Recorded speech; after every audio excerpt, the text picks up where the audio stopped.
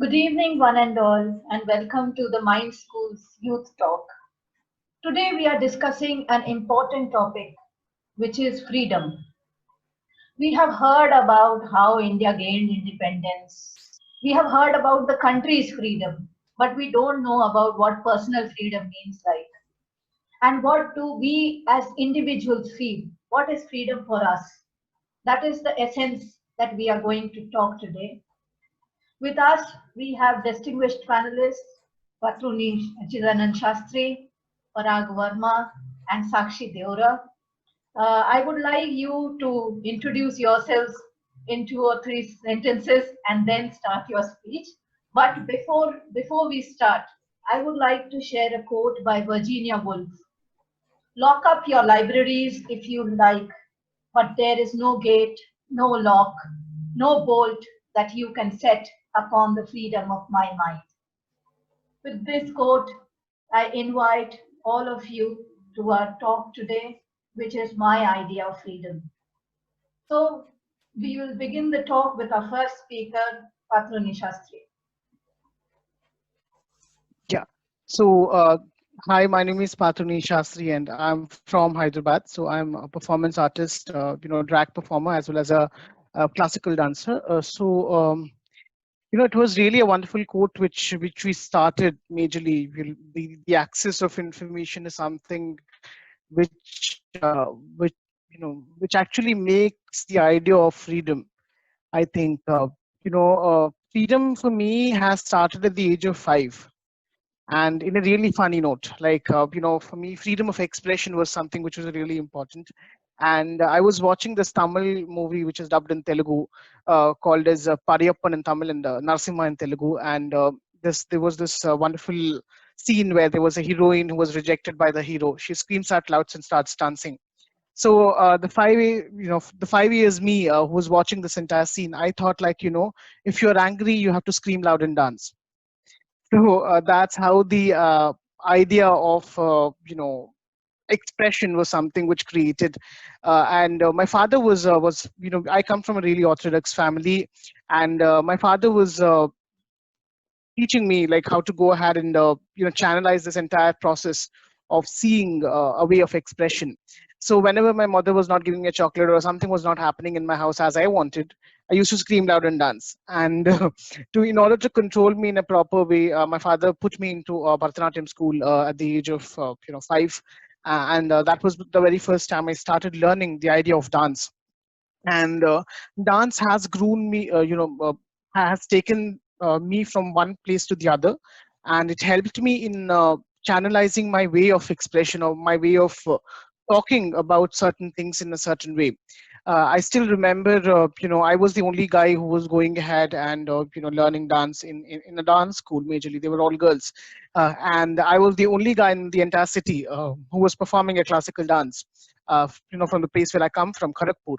So it was really important for me to take that kind of a position at one or the other point in time and present myself in front of the audience.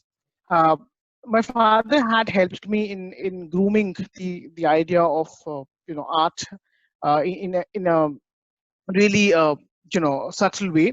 So he always ensured that I'm there at the right place in the right time and present my way of seeing the world in a different way. So I still remember performing classical dance, like presenting Ramakrishna and everything at one or the other point in time, which I did for the next 12 years of my age. And after a certain point in time, I was like, these stories are already told. We already have these stories out. What is that thing which we are not trying to connect, or what is that thing which needs a proper kind of a definition, or which needs a proper kind of a way which art can help.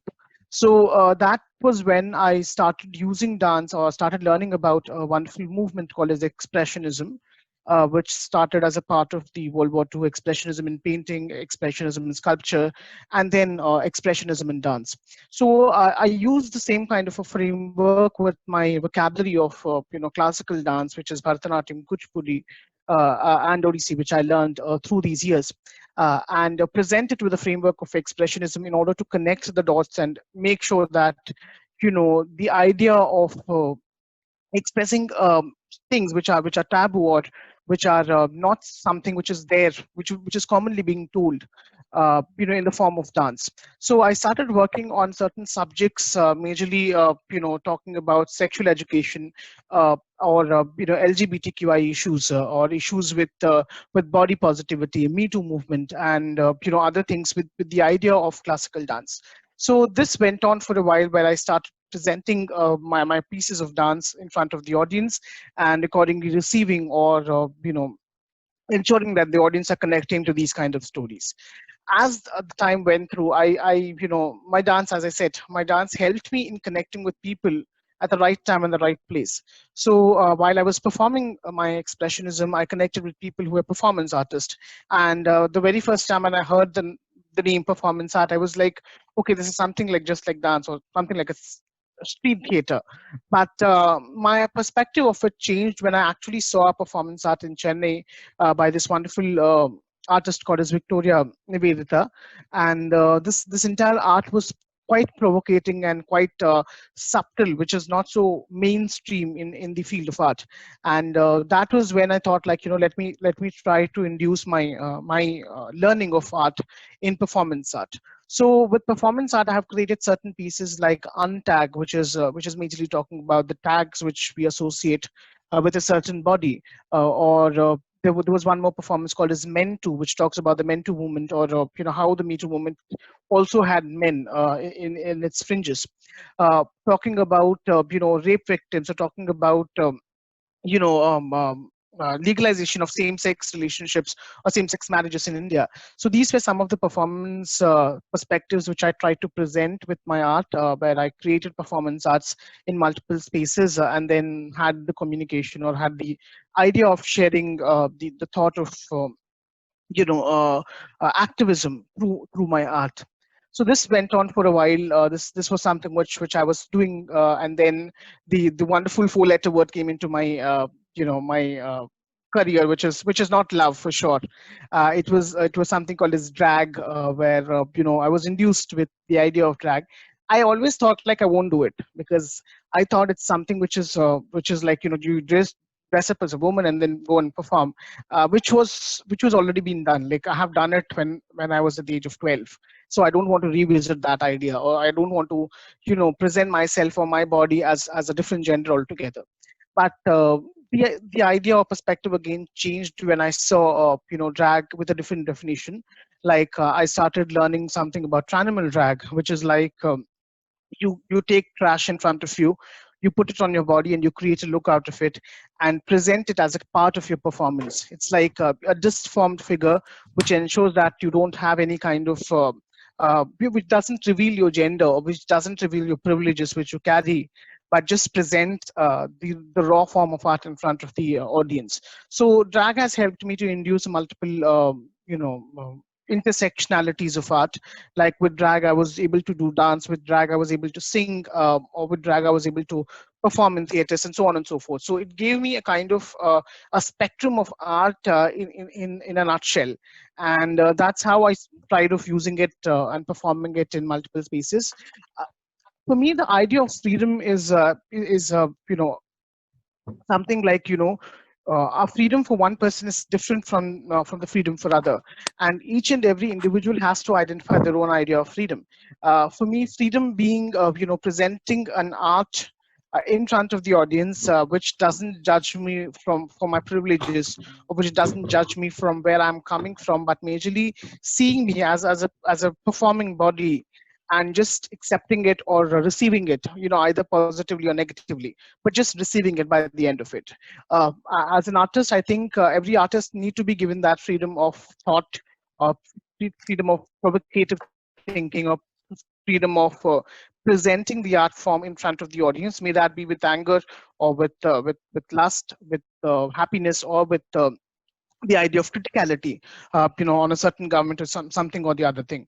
But it's important to be there. It's important for an artist to be at that particular space, and pass on the energy to all of us. So that is something which I believe freedom of expression is, and I think that is something which need to be there, which need to be given, which need to be taken if it's not given, which need to be fought for, and ensure that we have it by the end of the day. So yeah, that's briefly about me. That's a wonderful speech that you gave on freedom, and I have watched your performances, and I must say you are really a very open-minded artist, and you have explored various facets of life through your performances. So kudos to your spirit. I must say that I have very high regards for you. And I would like to ask you that what do you what do you think? How has the response been so far for your performances? Yeah. So I think it's majorly a mixed kind of thing. Like at any point in time, if you present a certain thing which is new to the audience, the first time is the first kind of reaction is you like no, this is not something which it belongs, and then you repeatedly push that envelope again and again. That's when they start accepting it, or that's when they start seeing it and then accepting it. So that's a kind of a chain. Which I have seen for all my works of art. Like when I started performance, people were like, "Okay, you're a dancer. You just need to go and do dance. Why are you coming with this?" And then when I started drag again, like okay, you said performance art, now you're moving to drag. So this kind of a chain is always being pushed to us. And what is the life of an artist if they are not challenging it, or what is the life of an artwork which is not making people which is not pushing people to see certain thing which is not correct. So that's something which has held me back, and I think this formula really works. So if you are doing something new, go with the mindset that okay, it would be rejected first, and then try to push it, and then automatically I think the start would be there, or the change would be visible in the audience. Wow, that's a very nice perspective that you have said. That start with a feeling that okay, it will be rejected. That's a very good point that you. Yeah. Thank you so much, Shastri, for your wonderful You're welcome. thought. Now I would like to go Thank to you. Sakshi, and I would like to hear your views upon freedom. What do you think about freedom? Well, hello everyone. I'm Sakshi Deora. And first of all, I would like to thank you, Devika, because honestly, in this era with the Sodame Kontha or Vinod, you are doing something very productive. So kudos to that. And when I hear the word freedom, the thing that clicks to my mind is it's like as Chidananda ji said that it's different from every person. Like if I explain a 5-year-old the concept of freedom, so for her the freedom would be like to eat chocolates and desserts anytime she wants. Like it would have been my answer if you asked 5-year-old me. But as a youth, the my idea of freedom is like very literal to the core. Like it's freedom of fear, like being a youth and being a girl, the first thing that comes to my mind is you can't go out late at night.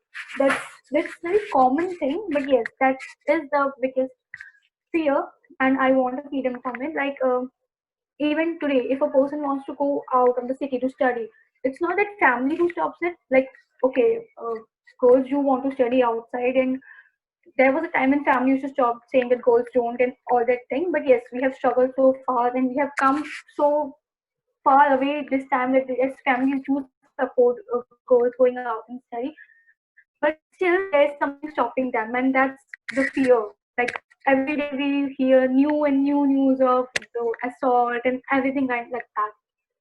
And so now the families are and parents especially are so afraid that how can we send you out to study and everything. So I think I want freedom of that fear, freedom from that fear, and I really don't want. And the second thing that comes to mind is freedom of choice. Like I really feel sorry, and it's kind of pathetic that children, especially of 10 to 12 standard or someone who was going to college, don't have the freedom of their choice, and they are bound by the shackles of their own parents expectations. Like the parents want them to be doctor or engineer or something like that, and children actually have to pursue that for the entire life.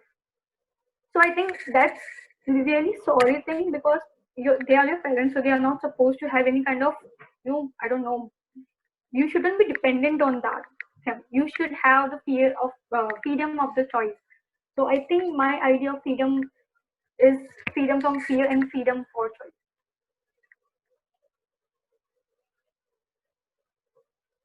Thank you, Sakshi, for your wonderful ideas. And I would like to ask you one or two things that you have gone against your family and done. Um, Recently I have written a book, and I'm in 12th standard right now. So my father was like, "You can do this afterwards as well. Just focus on the studies this time." And I was like, "No, Dad, I want to do this. I'll study later when exam will come." So writing was like one of the biggest thing I did against my parents, against my father actually. Very nice. Thank you for sharing your views, Sakshi. We have more questions for you and for other panelists also. But now I'll invite Parag Verma to come and express his views on what does he think about independence and Thank freedom. you, Sastri. Thank you, Sakshi, for good insights on freedom. And from my side, first of all, मैं ये कहना चाहूंगा कि मैं हिंदी में बात करता हूँ, तो बहुत वो अच्छा, ज्यादा बहुत मेरे अच्छा। लिए मेरे लिए ज्यादा आसान रहेगा। जैसे देविका, आपने पहले कहा कि हमारे यहाँ फ्रीडम यानी आजादी, स्वतंत्रता या मुक्ति जिसे कहते हैं, तो वो हमारे यहाँ ज्यादातर भारतीय लोग उसको एसोसिएट करते हैं 1947 की आजादी से, और जब देश आजाद हुआ था। तो सवाल ये उठता है कि क्या देश पूरी तरह आजाद हो गया था, या क्या देश के सभी लोग पूरी तरीके से स्वतंत्र हो गए थे उस दिन? तो इस पे हम सभी को गहन चिंतन करना चाहिए। और उस समय ही बहुत पहले भगत सिंह ने कह दिया था कि देखिए, जो ट्रांसफर ऑफ पावर हो रहा है या हस्तांतरण हो रहा है, जिसमें जो इम्पीरियलिस्ट कॉलोनियल ब्रिटिश राज्य सत्ता है, जिसके हाथ से अब पावर निकल के भारतीय पॉलिटिकल क्लास के हाथ में आ रही है, ये जो ट्रांसफर ऑफ पावर है, इसमें आम मेहनतकश जनता, जिसमें मजदूर वर्ग है, किसान है, इनके हाथ में कुछ भी नहीं आने वाला है। और उन्होंने ये लिखा था कि चाहे लॉर्ड इरविन रहें या पुरुषोत्तम दास बैठे गद्दी पे, भारतीय जो मेहनतकश जनता है, इसके हिस्से कुछ भी नहीं आना है। और अगर हम पिछले 72-73 साल का इतिहास भी देखें, तो जिस तरीके से आज मौजूदा दौर में भी बेरोजगारी है, जिस तरीके से अगर भूख सूचकांक में देखें तो भारत 100 के पायदान के आसपास रहता है। कुपोषण मतलब बच्चों में 10% बच्चे ही पूरी तरह से खाना पा पाते हैं, बाकी सारे बच्चे कुपोषित रहते हैं। तो ये सारे आंकड़े बताते हैं कि कहीं ना कहीं भगत सिंह सही थे, और उन्होंने जो सपना देखा था जिस तरीके के भारत का, उसके लिहाज से तो वो चाहते थे कि एक तरीके का समाजवादी देश बने, जिसमें मतलब इंसान द्वारा इंसान का कोई तरीके से उत्पीड़न ना हो और एक धर्मनिरपेक्षता हो। पर हम देख रहे हैं कि अभी तो सब कुछ उसके विपरीत रहा है। तो फिर अब ये सोचना चाहिए कि फ्रीडम जो रियलाइज होना था, या जिस तरीके की कामना लोग करते थे, या क्रांतिकारी भगत सिंह कामना करते थे, वैसी तो क्रांति कुछ हुई नहीं है, और केवल एक ट्रांसफर ऑफ पावर हुआ है। अब आ जाते हैं कि जैसे जो बहुत एक प्रचलित वाक्य है, फ्रीडम ऑफ चॉइस, मतलब चुनने का अधिकार, चुनाव करने का अधिकार। अपनी स्वेच्छा से हम कुछ चुन सकें, मतलब हमें क्या पहनना है, क्या खाना है, किसके साथ रहना है, किस जगह पे रहना है, इस तरीके के अधिकार, मतलब पूरी स्वच्छंदता से आदमी के पास वो अधिकार हो, वो जहाँ रहना चाहता है, जो करना चाहता है। तो ये चीज उस समय बहुत प्रचलित हुई फ्रेंच रेवोल्यूशन के बाद से। जब अब अगर पहले का इतिहास में भी कुछ नजर डालें, तो ये पता चलता है कि जब फ्यूडल प्रोडक्शन रिलेशंस थे, जब फ्यूडल सिस्टम था, तब आदमी की बेसिक फ्री विल भी नहीं होती थी। वो एक बंधुआ मजदूर की तरह काम करता था, और उसकी बेसिक फ्री विल भी नहीं रहती थी। उस समय उसको सभी वो चीजें माननी पड़ती थी जो उसका लैंडलॉर्ड बोलता था। उसी तरीके के समाज था। उसके बाद जब पूंजीवादी समाज आता है, तो एक तरीके की प्रगतिशीलता लेके आता है, जहां पे इस नारे के साथ चालू होता है कि हर किसी के पास एक फ्री चॉइस रहेगी, एक चूज करने की एक फ्रीडम रहेगी। हर कोई कुछ चूज कर सकता है, जो वो करना चाहता है, जो काम करना चाहता है, सब ये रहेगा। इसके साथ में ही दूसरी चीज जो पूंजीवादी व्यवस्था के आने के साथ आती है, वो रहती है freedom to own a property. कोई भी संपत्ति पे अधिकार, संपत्ति का अधिकार, निजी तौर पे, एक पर्सनल तौर पे अधिकार। तो ये दो मूलभूत अधिकार हैं जो पूंजीवाद व्यवस्था अपने साथ लेकर आती है, और इसी का एक तरीके से हर जगह रिफ्लेक्शन आपको सारे संविधानों में, सारे कॉन्स्टिट्यूशन में, सारे लॉज में देखने मिलता है, जो इन अधिकारों को आप हेल्ड करते हैं। मतलब चाहे वो आपका चॉइस करने का, जिस तरीके से फ्री विल से रहने का अधिकार। पर आज जो हमारा समाज है वो एक वर्ग विभाजित समाज है, एक क्लास डिवाइडेड सोसाइटी है। इसमें एक वर्ग है जिसके पास लगभग 10% लोग हैं जिनके पास 99% संपदा है, चाहे वो नेचुरल रिसोर्सेस कह लीजिए या फिर मैन मेड रिसोर्सेस कह लीजिए, और बाकी 1% जनता है जिसके पास बहुत कम संपत्ति है। तो इस वर्ग विभाजित समाज में इस फ्रीडम को हमको एनालाइज करना की कोशिश करनी चाहिए। जैसे कि अब वर्ग विभाजित समाज में जो पूंजीपति वर्ग है उसके पास सारे प्रोडक्शन के मीन्स हैं, ऑल प्रोडक्शन के मीन्स उनके हाथ में है, और जो मजदूर है वो सिर्फ अपनी मेहनत का जितनी उसकी वेज रहती है उससे इतना ही पाता है, बेयर मिनिमम सब्सिस्टेंस उसके हाथ में रहती है, जिससे वो अगले दिन फिर से मजदूरी करने के लिए या अपनी लाइफ सिर्फ जीविका चलाने के लिए उतना ही उसके पास बचता है। तो मौजूदा व्यवस्था के अंदर अगर हम फ्रीडम ऑफ चॉइस या किसी चीज को चूज करने के अधिकार को एनालाइज करें, तो अब आप देखिए कि मान लीजिए कि स्वास्थ्य है, हर किसी के पास स्वस्थ रहने का तो अधिकार हर किसी को है, वो फ्रीडम तो सबको होनी चाहिए कि हम स्वस्थ रहें। पर अभी व्यवस्था में हर चीज बाजार में माल के तौर पे बन चुकी है, और हेल्थ फैसिलिटीज, सारी जो अच्छी हेल्थ फैसिलिटीज हैं वो जिस तरीके की महंगी हैं, जिस तरीके से मौजूदा परिस्थिति में है, उस तरीके से देखा जाए तो जिनके पास पैसा है वो चीज अफोर्ड कर सकते हैं, उनके पास वो फ्रीडम है, freedom to choose what they want, what kind of medical facility they want, वो चूज कर सकते हैं।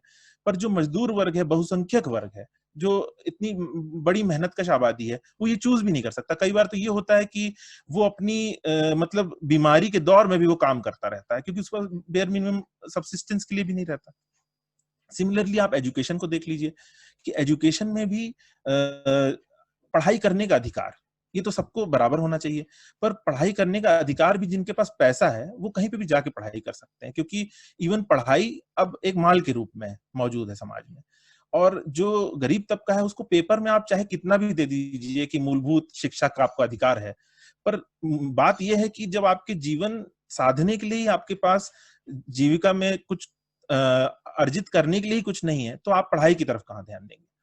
तो ये सारे अधिकार, चूज करने का अधिकार, चाहे वो एजुकेशन में हो, स्वास्थ्य में हो, महिलाओं के लिए भी सिमिलरली, जो महिलाएं उच्च वर्ग से आती हैं उनके लिए चॉइस रहती है। जैसे मी टू मूवमेंट में भी अगर आप ध्यान दें तो उनके पास चॉइस थी कि किसी ने उनके साथ बदसलूकी करी तो वो छोड़ के जॉब जा सकती थी, उसको शेम कर सकती थी।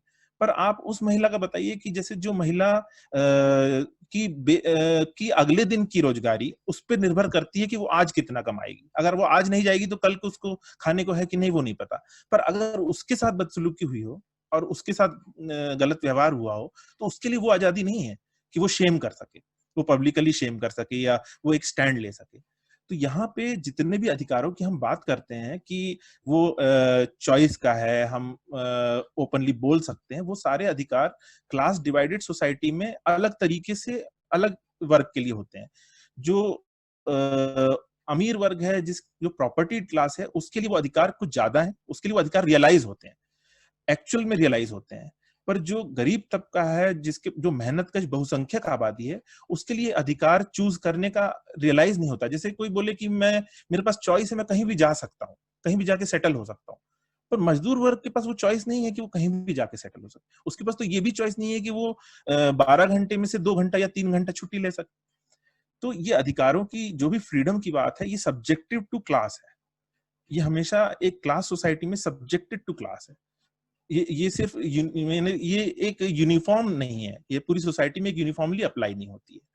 ये एक मुख्य मुद्दा है फ्रीडम ऑफ चॉइस के साथ। साथ में अगर हम और भी देखें तो एक होता है यहाँ पे जो हमने पहला ये देखा फ्रीडम, इसमें तो coercion due to economic condition हो रहा है व्यक्ति का।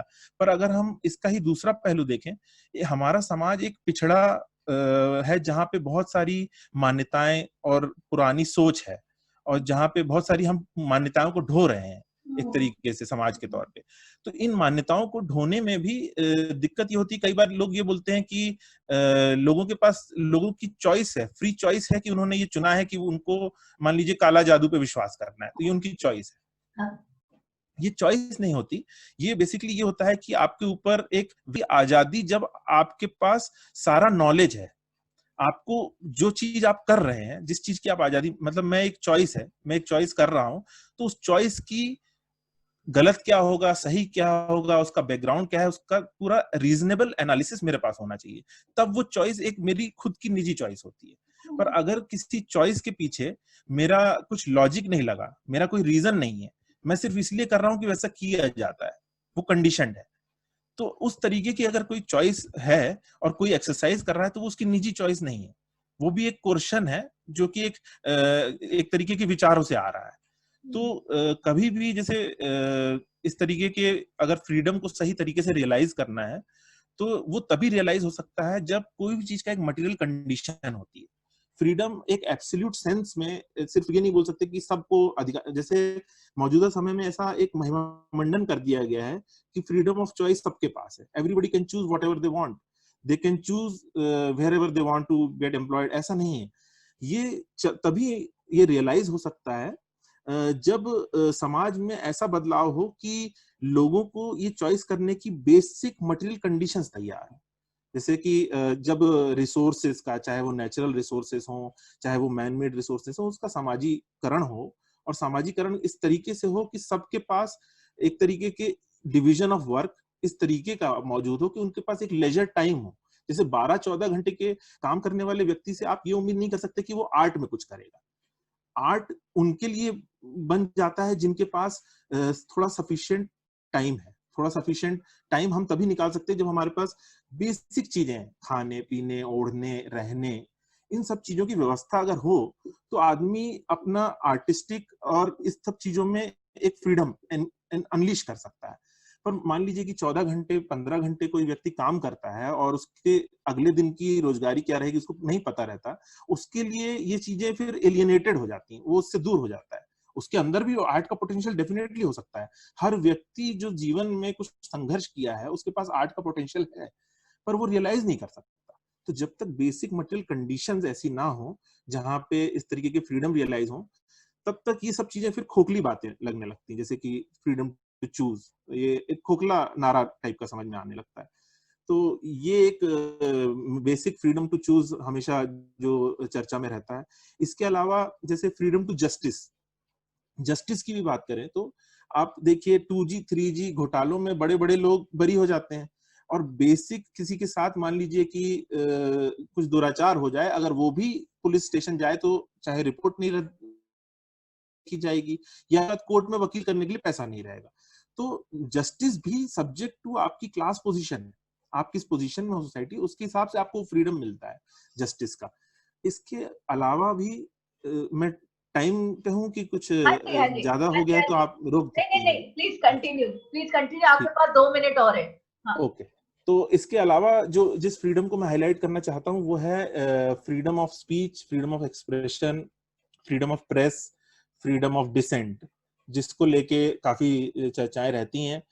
इन सभी को लेके मेरा यही ओपिनियन है कि जैसे जहाँ पे एक वर्ग जो राज्य सत्ता को समर्थन करता है और राज्य सत्ता उसके लिए नीतियां बनाती है, तो उनके विरोध में जाके मान लीजिए आम जनता के लिए कोई आदमी आवाज उठाता है, तो उसकी डिसेंट को तो कर्ब करने के लिए जेल में भर दिया जाता है। जैसे कि मौजूदा समय में सुधा भारद्वाज जो ट्राइबल वॉइस थी, तो ट्राइबल वॉइस उठा रही थी, किसी भी तरीके के एक्टिविज्म को अगर वो प्रेजेंट रेजिम के अगेंस्ट में जाती हैं, तो वो फ्रीडम ऑफ एक्सप्रेशन वहां पे सब हवा हो जाता है, वहां पे उसकी कोई अहमियत नहीं रह जाती। पर वही freedom of expression of hate mongering का फ्रीडम ऑफ एक्सप्रेशन है। आप हेट मॉन्गरिंग कर सकते हैं, आप चैनल्स पे वॉर मॉन्गरिंग कर सकते हैं, आप किसी भी तरीके का चैनल्स के ऊपर एक जुडिशियल वो कर सकते हैं, जो कि फैक्ट्स भी सामने नहीं रहते, आप किसी भी तरीके की जुडिशियल वो बिठा सकते हैं चैनल्स के ऊपर, वो फ्रीडम है। हमने अर्नब के केस में देखा भी कि वो फ्री भी हो गए हैं अब। तो ये सब चीजें भी इस सोसाइटी के साथ में आती हैं हाँ। कि freedom of expression, freedom of speech, ये सब सब्जेक्ट टू पोजीशन ऑफ, किस पोजीशन में है आप सोसाइटी में। Thank you thank you, so much. Thank So we have discussed about creative freedom, personal freedom, and freedom of a citizen. What does it mean for a citizen? We have got diverse views about about freedom in different sense and what does it mean for different people in different environments. तो मैं आपसे ही शुरुआत करूंगी Q&A का। एक एक प्रश्न मेरे मन में ये है पराग जी कि आपने जैसे सिटीजन्स के फ्रीडम के बारे में बात किया, तो देश को आजाद हुए 70 साल हुए हैं। हम हमेशा बोलते हैं कि हमारी गवर्नमेंट कुछ काम नहीं करती, गवर्नमेंट फेल हुई है, but as citizens since India progress नहीं की है, as citizens aren't we responsible? बिल्कुल, देखिए as citizens definitely every one of us is responsible, पर जैसे कि क्योंकि सिटीजन्स भी एक यूनिफॉर्म एंटिटी नहीं है, जैसे कि वही सेम जिम्मेदारी आप उस व्यक्ति को दे दें जिसके पास अभी तक कोई एक्सेस नहीं रहा, और वही सेम जिम्मेदारी आप मुझे नहीं दे सकते, वही सेम जिम्मेदारी आप उस व्यक्ति को नहीं दे सकते जिसके पास अभी बहुत संपत्ति है। तो बात यह है कि सिटीजन्स तो डेफिनेटली जिम्मेदार हैं ही, और कोई भी समाज को गढ़ने के लिए सिटीजन्स मूवमेंट और मतलब पब्लिक मोबिलाइजेशन से ही कोई चीजें आगे बढ़ती हैं। तो मेरा बिल्कुल ये ओपिनियन है कि फ्यूचर में भी अगर कोई बदलाव होगा तो वो थ्रू पीपल्स मूवमेंट ही होगा। Thank you. Shastri, I would like to come to you and ask you that, like creative freedom or artistic freedom, how easy or difficult it is to pursue an art form as a full-time career in India or anywhere? Okay, so that's really a wonderful question, and it's quite been asked to every artist, I think. Firstly, as Paragji has just said, art is a privilege. Like people who have that privilege is somebody who can pursue art, but there have been instances where people does not come from a certain privilege, and there's a lot of discrimination when it comes for a person who is coming from the so-called not privileged background of a certain art form, and bouncing it back to the stage and then being critically being told about that this is not something which you're supposed to be doing. So art comes with the idea of privilege. Now, when we have to take it when as a full-time career, majorly like if it's dance, music, or any kind of a sort. So let me just take an example of dance. It has a lot of expenditures which an artist has to put in, and what exactly happens is like when an art form is also the livelihood of of the same artist, then the idea of compromises, or then the idea of dancing to the tune of what the audience need is something which has more been mend. Sometimes people might disagree with this point that not every artist has to do it. Like not every artist has to kill his entire idea and just tune into what the audience need, but there are people who balance it accordingly. Especially for me, I think when I had to present a certain thing, I need to ensure that it's away from my livelihood. Art comes with a lot of expenditures like costuming, dressing, lights, camera, presentation, music. Everything is dependent on what the expenditure, or what's the I would say what we put it in front of the audience. So that is something which has been a really important battle for me to understand. And as an artist myself, I think that I have chosen a way of not giving my art the burden of carrying my livelihood. Like I have a career which is just like a normal software engineer, but I ensure my art is out of that livelihood so that it can sustain, or I can help it sustain with something what I'm getting from my day-to job, which might not be the case for everybody. Like there are a lot of folk artists who have been learning it for ages and ages and ages, and they rely on the basis of art. So it's really tough. It's really tough to you have a livelihood on art only, and people never consider art as a way of investment. I don't know why, because they think that okay, cinema is a great investment, whereas a theater is not a great investment, or a folk art is not a great investment. People like to go and watch a stripped Salman Khan in a movie, but they don't want to come and watch a Bharatanatyam dancer. So for the obvious reasons, and they think that it's not something which is more which makes us happy, or the standards of art is different for different people, and I think that is something which ensures that art does not get the correct amount of money. People don't pour in the money, and there are a lot of art forms which have died or which have seen the sunset so early because there's no channeling, there's no proper format or financial system or business format which it can take it forward. So I think it's really hard. However, it depends on how a person sees the art, like how a person's has the confidence of doing it, or taking that gut or taking that courage of taking it. It's a really courageous job. So I am a fool, like I can't do it. I run away from that. I can't put the pressure on my art, but majorly there are a lot of artists who take that extra courage of going ahead and doing it with guts. So I appreciate that, and I think it's hard. It's not so easy. Thank you, Shastri. I think Sakshi lost her internet connection, so she has dropped off. So I would so पराग जी मुझे आपसे एक और सवाल पूछना है. आप जैसे citizen freedom या लीगल फ्रीडम, पॉलिटिकल फ्रीडम की बात करते हैं, तो एक और है कि why don't young leaders, हमको तो पता है कि if we are so disturbed by the situation of the country, why don't young people join politics? या देखिए, हम लोग का जो लोग पॉलिटिक्स में हैं, उनका जो हम लोग का व्यू बनता है, वो केवल उन लोगों को देख के बनता है जो अभी हमको टीवी पे दिख रहे हैं या फिर जो पार्लियामेंट में चले गए हैं. पर जैसे पॉलिटिक्स तो अकेले वो नहीं है जो पार्लियामेंट में हो रही है. पॉलिटिक्स तो ग्रास रूट लेवल पे बहुत से यंग लोग हैं. अगर उसमें निकला जाए देखने के लिए तो बहुत से यंग लोग हैं जो लोगों के बीच काम करते हैं.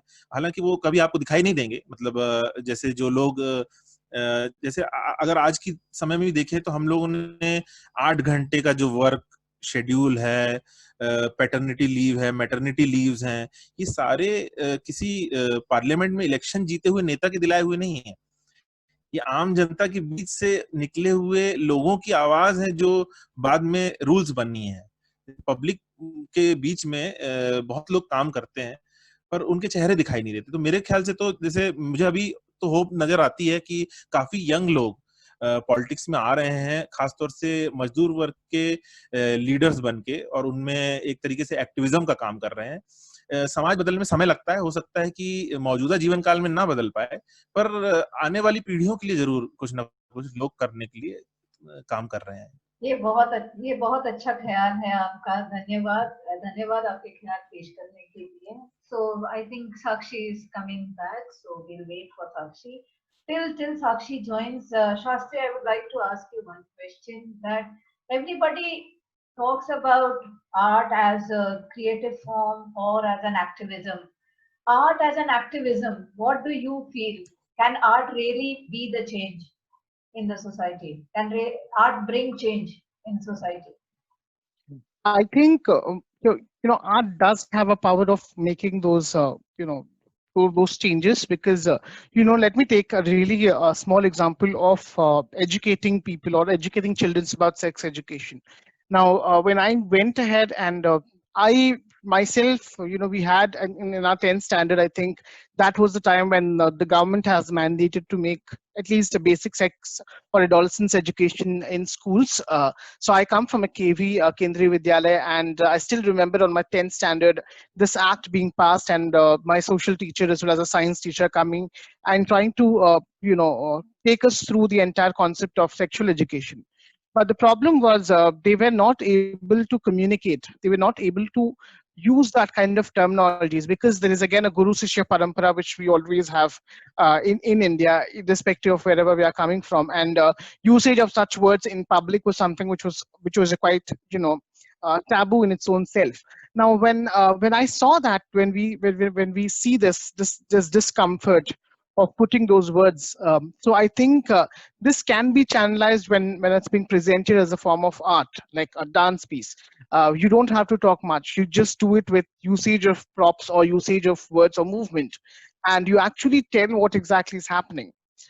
If a creative process is being put in place. So I think that is really important of why or how we can go ahead and present a kind of a taboo topic with the idea of uh, art. Now, coming back to the idea of activism, now it happens at any point in time, like, art has been influencing the idea of activism for a really long time. Like, if we see the performance art itself is political in its own nature, and it has been uplifted because of the idea of politics which shares. In paintings, we have seen a lot of artists who present deliberately the idea of politics, or the situations which they were going through, which became history, which we are reading in our art classes.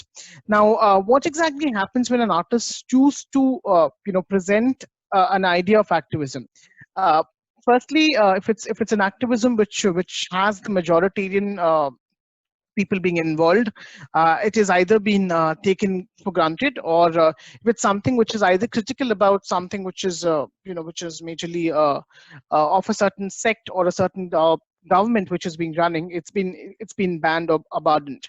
Like, I will tell you a small example of this wonderful performance which was being done by a wonderful Kathak dancer in Uttar Pradesh, where she was going ahead and performing a normal performance, like a Kathak repertoire from the Hindu tradition, and then she went to do something which was called as Mujra, which was from again from the Kathak tradition, but it was majorly of a certain sect, because it was a Hindu festival which they were trying to celebrate.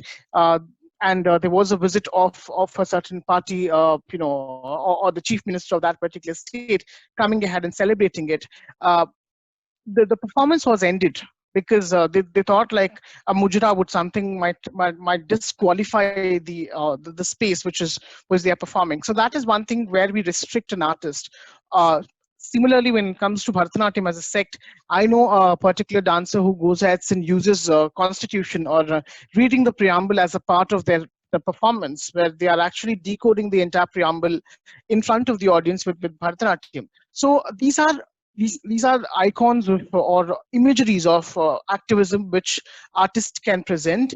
A simple one is majorly like, whenever you're performing, or if you have to really talk about a certain situation which is burning, it is important that art is there, because art transcends the idea, or has the ability to manipulate people. Art is, some people might disagree, but art is pretentious, and I tell it again and again, because the idea of art is to change the idea of your mind, and it is pretentious. We seek that attention. We want that attention to be utilized in a certain way to make the changes. So that is something which is important, and I think that's why art is important. Like, you present it, you have the power of manipulating. You're a black magic person. You're doing that magic with your art, and you are trying to manipulate people, and that's how it has to be, and that how it has to be channeled to run a certain cause, or to change or shift the people to a certain idea. So that is my perspective. Wow, that's wonderful. And using the term black magic might be troublesome for you. I think so, if that word is not correct, but yeah, we are all magicians. Artist is a magician, Artists are I think. magicians, Yeah, yes. now I'm diplomatic. So, Sakshi, we come to you. So, Sakshi, I would like to ask you, since you said you are a student. So, as a student, how do you view freedom as, like, in 5 years? What do you want if you were given ultimate freedom? What would you do in the next 5 years? I would go and study wherever I want. Like, to be honest, I want to study literature in Delhi, but since we all know the crime rate in Delhi, so I can't. So I would definitely go to Delhi to study literature, because the colleges there are really top notch. So yeah, I'll go to Delhi, and I think I'll spend my mostly 5 years there only. Wow, that's a very nice answer. So a common question for all of you, आप सब जवाब दे सकते हैं इसका. Freedom, freedom of mind helps in progressive thinking. Do you agree or disagree? And give a supporting statement for that. So Shastri, will start with you. Okay, so let me just think a bit. about definitely I think freedom of mind is helps us in taking decisions firstly. So if you feel that it's you have the freedom of choosing, or as again without having the aesthetics of what we choose, or how much we can choose. But if we have the idea or the freedom of making a decision, it definitely helps us or takes the accountability of that particular decision, and ensures us to go ahead and make or develop our progressive thinking.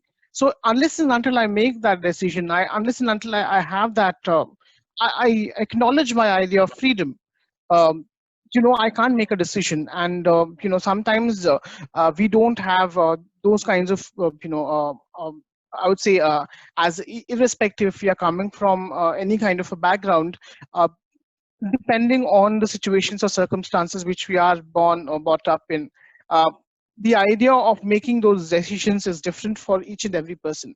Like a woman coming from a village has a different kind of an idea of making a decision from an urban woman who has been independent. So for the men as well. So I think the it helps us in creating or taking a stand which would help us in getting a direction. So unless and until you stand, you can't walk and reach out to your destination. So that is what it helps us in. It ensures that we stand and then we walk to where we have to go to. Thank you. Paragji. Yeah, I think freedom of mind is at the core of free choice. And what we can see historically also, that as science has progressed, as we have realized many things, like earlier people used to think about some diseases being affected by some supernatural thing or something like that. But now we have reasons and logic for everything, and science has progressed so much. So I think freedom of mind has to do a lot with the logic and reasoning provided to people. And if there is a proper logic and reasoning behind everything, that means they have their mind. Freedom of mind doesn't mean that mind is free from everything. Mind is having everything in sequential and everything in correct perspective, and the things are put up in correct perspective, and then the person is able to make a free choice accordingly. Thank you, Paragji. Sakshi, what's your take? Well, I think freedom of mind itself is a very broad concept, or I'll take it as freedom of thoughts. Like you let your thoughts wander wherever you want. You let yourself think about whatever you want. So I think I take that as freedom of mind, and I think it definitely will help in being progressive, because unless and until you don't think upon it, unless and until you don't give thoughts about certain thing, you won't progress in that area. So I think that yes, it does help in progressive life. And secondly, I think freedom of mind can be like we we feel free mentally. Like there are some people, I don't know if this sits here, but there are some people who don't feel free mentally. Like they have freedom around them physically, but they don't feel free mentally. So I think if they feel free mentally, they will be able to go forward in whatever area they want. Thank you, Sakshi. So there is a wonderful quote I have read that education is the most powerful weapon which you can use to change the world. So what is the importance of education, and why we feel that education is the first weapon of change and the most powerful weapon of change? Sakshi, I'd like to start with you. Well, education do provide knowledge to people. They provide the basic foundation of what is right and what is wrong. So, like we all have studied those superstitions, like building rasta काटा तो आगे नहीं जाना. So हम वही सुनते आ रहे हैं, but we didn't have any proper education on that. Like हाँ बिल्ली रास्ता काटेगी, so ऐसा कुछ होगा तो नहीं जाना. So I think education do helps a person to get better. And I think education is the core to freedom. Like जैसे पराग जी ने बताया कि हमारी जो लोअर सेक्शन ऑफ सोसाइटी है वो कितना कुछ सफर करती है and they don't really have the freedom. So I think जब लोग एजुकेटेड होंगे, जब उनको एक्चुअल में उनकी हालत के बारे में पता चलेगा, तो I think the people will develop. So yes, I think education is core of everything. Education itself is the core thing of freedom. Like even 1940s, जब people को educate किया गया, जब even in non-institutional way, but still people को जब समझाया गया कि like we are not supposed to be dependent on the Britishers. We are supposed to be independent. They should move away. We are not supposed to be their slaves. When people explain them what's happening to them, then only they realize that yes, something's wrong with them. Yes. So I think education is required to start the movement towards freedom. Thank you. Parag ji, आप बताएं. Yeah, I think education is the window through which you can look at the past of your society. You can look at the future. You can look at the other place of in the globe, what is happening. How you can literally visualize things, how it is happening, why people are doing something like that. So all these things comes under education. You are able to visualize where you are not present. You are able to link things. You are able to link, like logically weave the things. This has happened because of this. Logically, you are able to weave the incidences. Logically, you are able to relate everything. The essence of education is that sometimes education in our society, because it has become a competitive rat race, where it has become a thing which is just to get clear some exams or get a job. But in real sense, if education is to be able to connect the things in the world, whatever is happening, have a logical understanding of things, how it is happening, why it is happening. And if you understand the things, then there is definitely, you can have a free choice of how you want to change, how you want to interact, or how you want to entangle in the process of change. You can make a free choice. Thank you so much, Parag ji. Shastri. Yeah, I think like as in order to have or put a kind of an idea of freedom, there need to be an education. Like, in order to understand what exactly is freedom, I need to at least be educated of, okay, there's something, a word called as freedom, and it's in its base.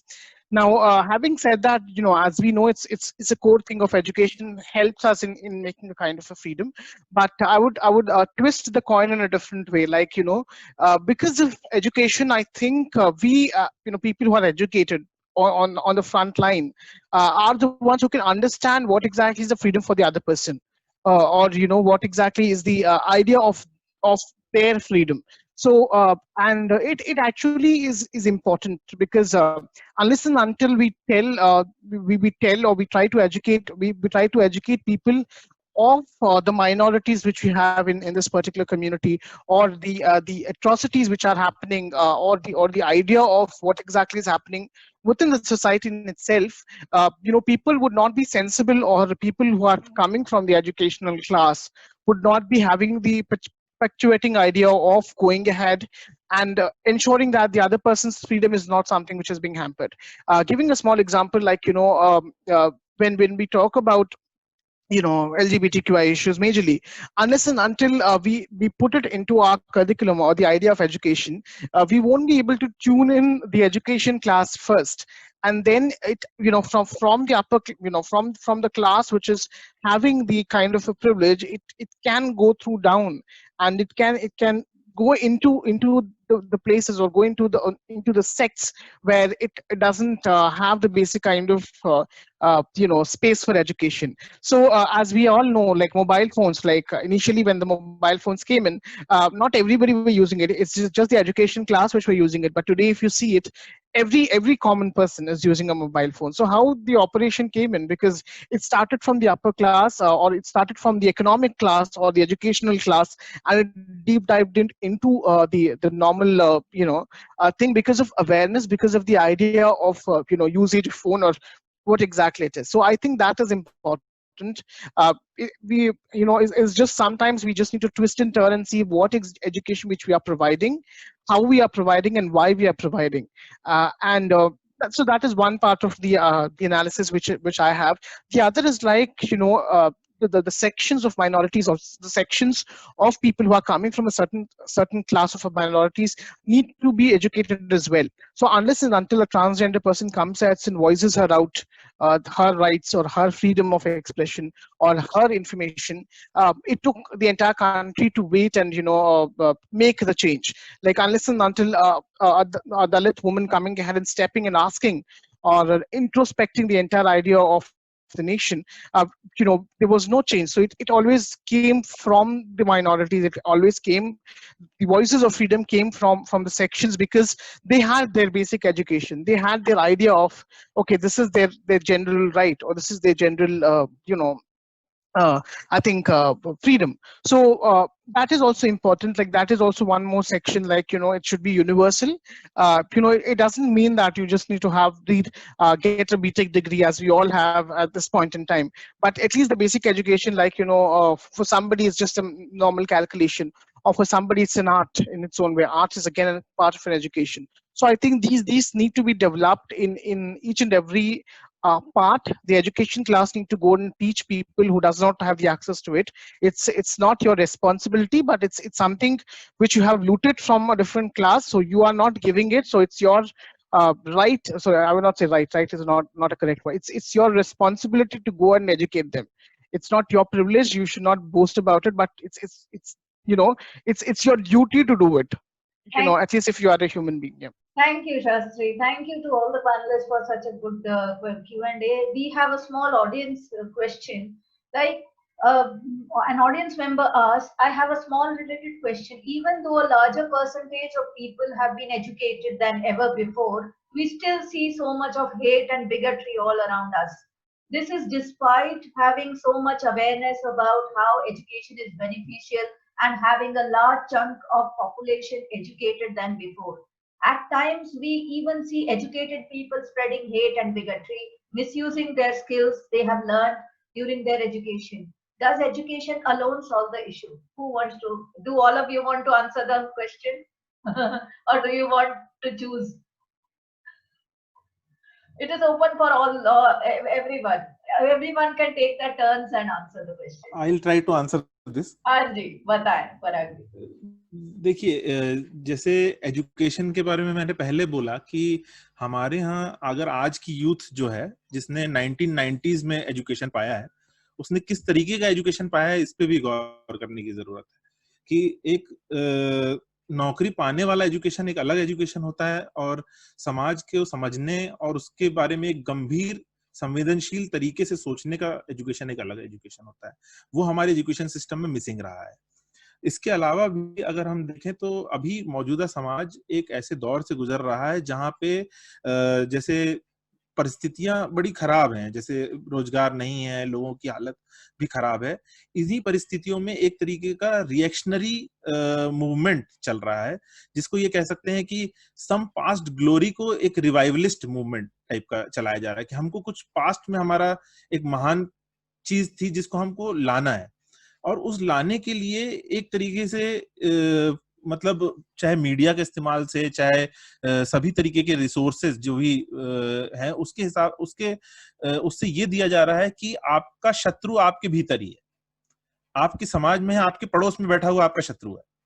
ये चीज आपको continuously feed की जा रही है कि आपके साथ में रहने वाला ही कहीं ना कहीं आपके देश के खिलाफ है। आप एक ही समुदाय के लोग कुछ हैं जिनको ये कहा जा रहा है कि ऐतिहासिक तौर पे ये समुदाय आप खिलाफ है।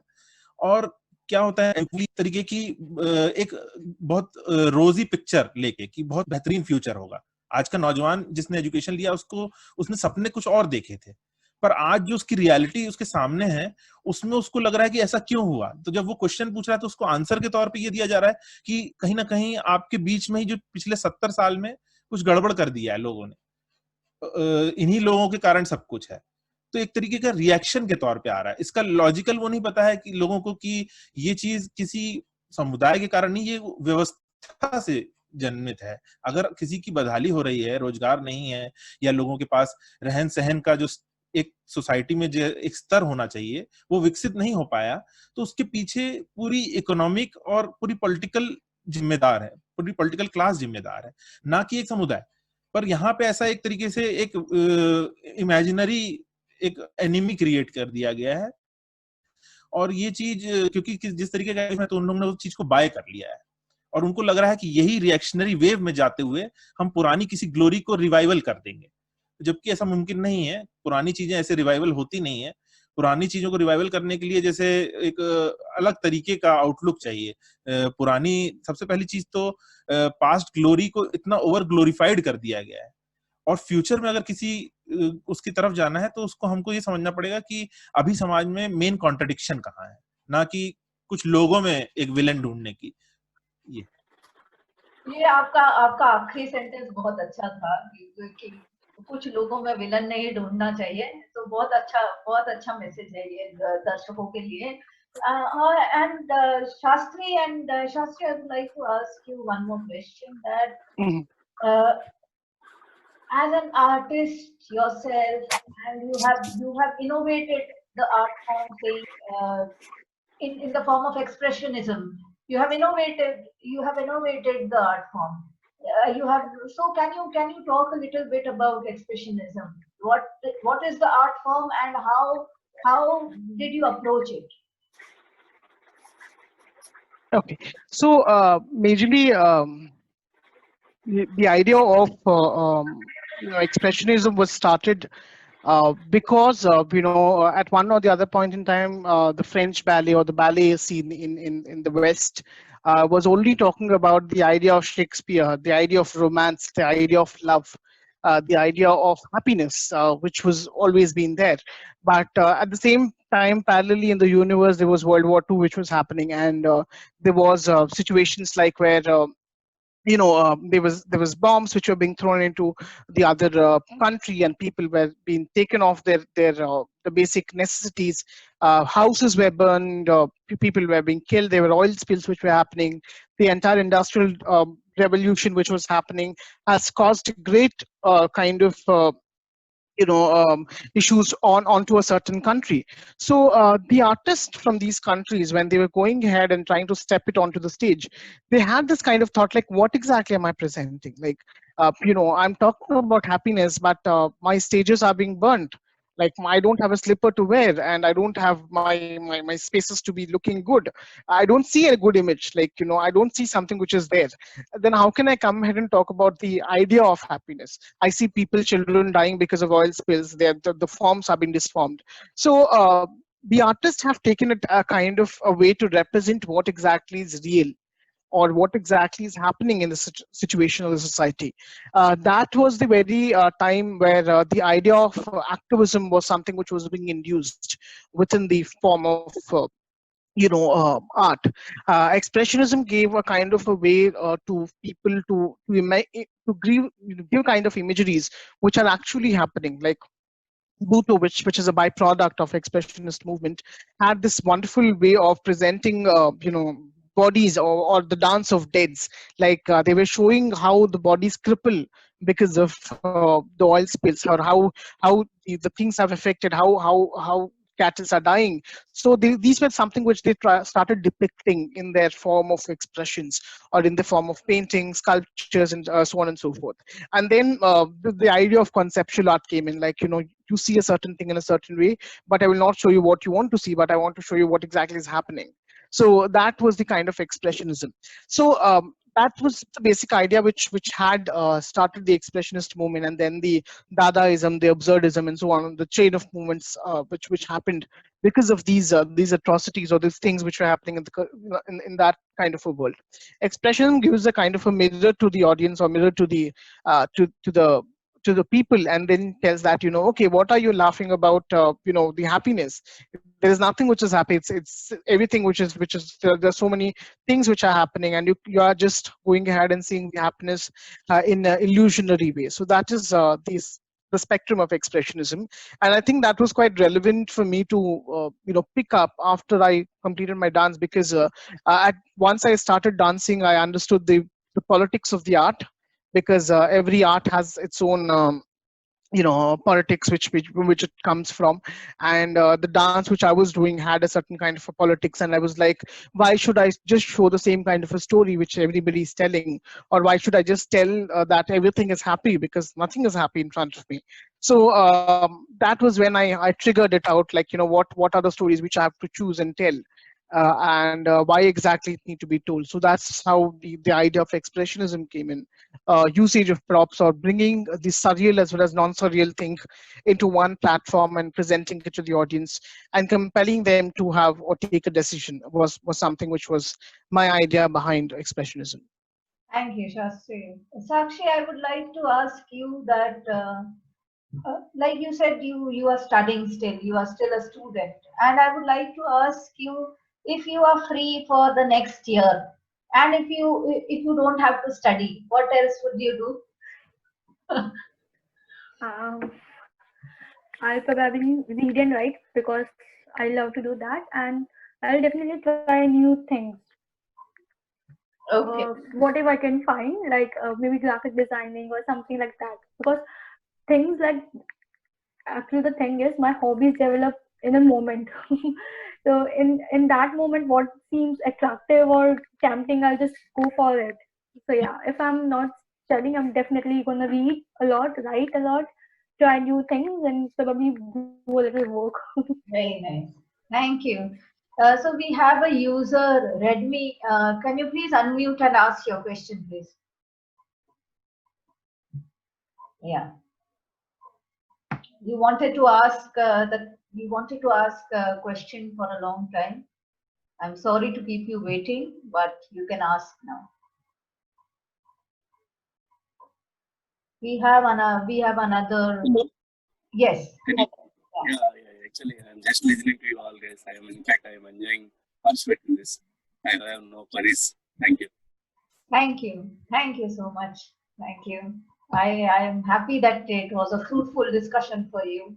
So I think we are towards the end of the show, and I would like to thank all the speakers for coming here and sharing their views on the idea of freedom. It was really an insightful discussion because we learned a lot about creative freedom, political freedom, freedom of a citizen, and about individual freedom. So thank you once again for coming and gracing the occasion with your presence. Thank you so much. Thank you, Devika. Thank you so much, Devika, for arranging this and bringing all of us together. It was really a learning for all of us. Like, I learned a lot about, from Paragji and Sakshi, and from you. I think discussions need to happen, and I think this is something which was productive for the entire month of November, which I have done. Thank you. Thank you so much. Thank you so much for everyone. Thank you. Thank you. Seriously, thank you so much, Devika. Like this is really a great platform, and you are a